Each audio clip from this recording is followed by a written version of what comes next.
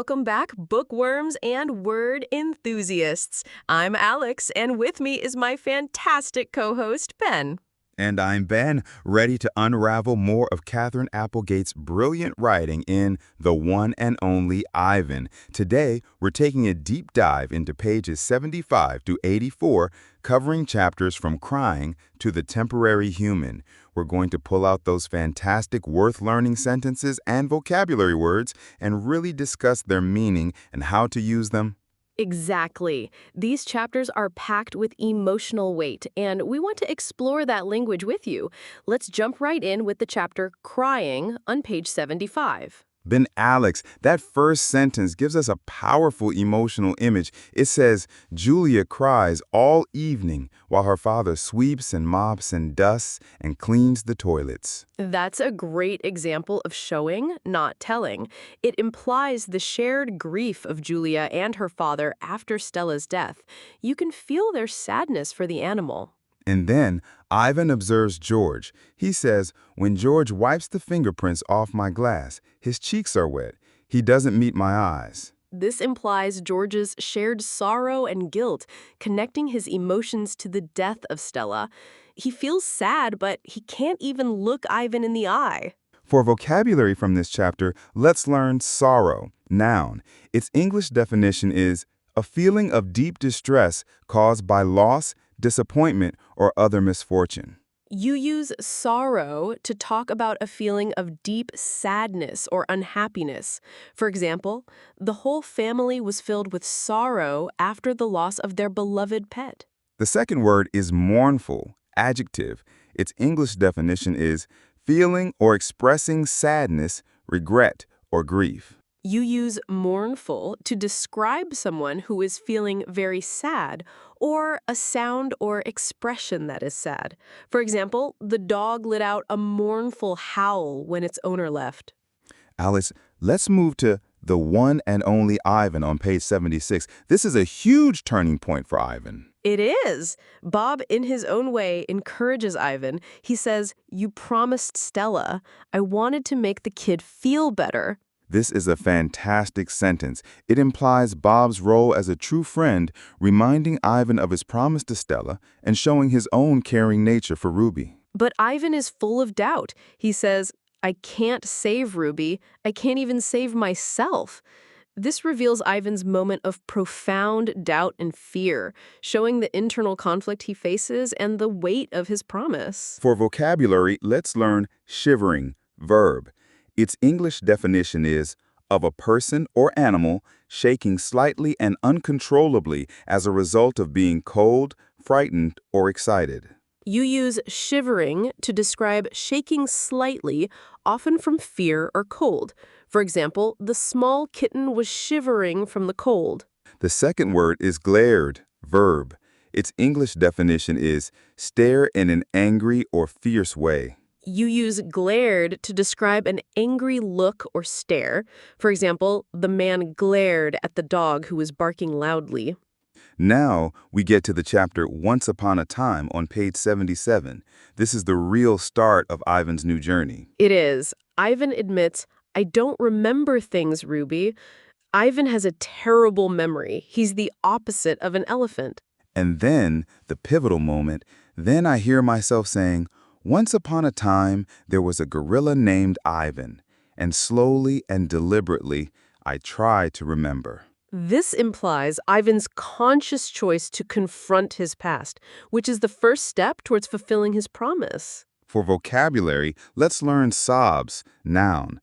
Its English definition is a loud, convulsive cry. You use sobs to describe a loud crying sound, often from sadness. For example, the sound of the child's sobs filled the quiet room. The second word is specialty, noun. Its English definition is a pursuit, area of study, or skill to which someone has devoted a great deal of time and effort and in which they are expert. You use specialty to talk about a particular skill or area of expertise. For example, Italian food is the restaurant's specialty. Now we get to the chapter The Grunt on page 78. This is the first memory of his family. It's such a happy one. Ivan says, gorillas don't name their newborns right away. We wait to see hints of what might yet be.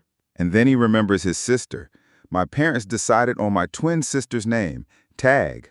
Oh, how I love to play tag with my sister. This is a significant breakthrough in Ivan's journey to remember, as it's his first happy memory of his family. For vocabulary, let's learn nimble, adjective. Its English definition is quick and light in movement or action, agile. You use nimble to describe someone or something that can move quickly and easily. For example, the nimble squirrel quickly climbed the tree. The second word is tolerant, adjective. Its English definition is showing willingness to allow the existence of opinions or behavior that one does not necessarily agree with. You use tolerant to describe someone who is patient and accepting of others. For example, he was a very tolerant leader who listened to everyone's ideas. Next is mud on page 79. This is where he remembers his own name. It is. He says, "It didn't take long for my parents to find my name. All day long, every day, I made pictures." This implies that Ivan's artistic inclination is a fundamental part of his identity, dating back to his childhood in the wild. And then the powerful connection. To a human, mud might not sound like much, but to me, it was everything. This implies that Ivan's true values are different from human values. A name that sounds ugly to a human is a source of pride and identity for Ivan. For vocabulary, profound, adjective. Its English definition is of a state, quality, or emotion very great or intense. You use profound to describe a feeling or idea that is very deep or strong. For example, she felt a profound sense of loss after Stella's death. The second word is appreciate, verb. Its English definition is to recognize the full worth of. You use appreciate when you are thankful for something or recognize its value. For example, the students appreciate the teacher's help with their homework. Now we get to the chapter Protector on page 80. This is a very important chapter for Ivan's new purpose. It is. Ivan says, "My father knew how to keep us in line with a simple scowl." This implies that Ivan's father was a firm but fair leader who used his authority to keep his family safe. And then Ivan has this huge realization. He was everything a silverback is meant to be: a guide, a teacher, a protector. This implies that the memory of his father gives Ivan a clear definition of what his true identity should be, and a new purpose to fulfill his promise to Stella. For vocabulary, troop, noun. Its English definition is a group of people or animals, especially a number of gorillas, that move about together. You use troop to describe a group of people or animals, often a family. For example, the troop of gorillas moved through the jungle foraging for food. For vocabulary, mentor, noun. Its English definition is an experienced and trusted advisor. You use mentor to describe someone who guides and teaches others. For example, the teacher acted as a mentor to her students, guiding them on their path to success. Moving on to A Perfect Life on page 81. Ivan's memories of his childhood are so beautiful here. They are. He says, "My father knew how to keep us in line with a simple scowl." This implies that Ivan's father was a firm but fair leader who used his authority to keep his family safe. And then Ivan has this huge realization. He was everything a silverback is meant to be: a guide, a teacher, a protector. This implies that the memory of his father gives Ivan a clear definition of what his true identity should be and a new purpose to fulfill his promise to Stella. For vocabulary, venture, verb. Its English definition is to go somewhere that may be dangerous. You use venture to describe going somewhere risky or new. For example, the young explorers decided to venture into the unknown cave. The second word is loyal, adjective. Its English definition is giving or showing firm and constant support to a person or institution. You use loyal to describe someone who is faithful and dedicated to a person or group. For example, the dog was very loyal to its owner. Let's talk about the chapter The End on page 82. This is a very short but very powerful chapter. It is. The chapter is only one sentence. One day, a still day, when the hot air hummed, the humans came. This implies the abrupt and violent end of Ivan's perfect life, and it's a very powerful sentence. For vocabulary, hummed, verb. Its English definition is make a low, continuous, murmuring sound. You use hummed to describe a low, continuous sound. For example, the sound of the air conditioner hummed in the background. The second word is abrupt, adjective.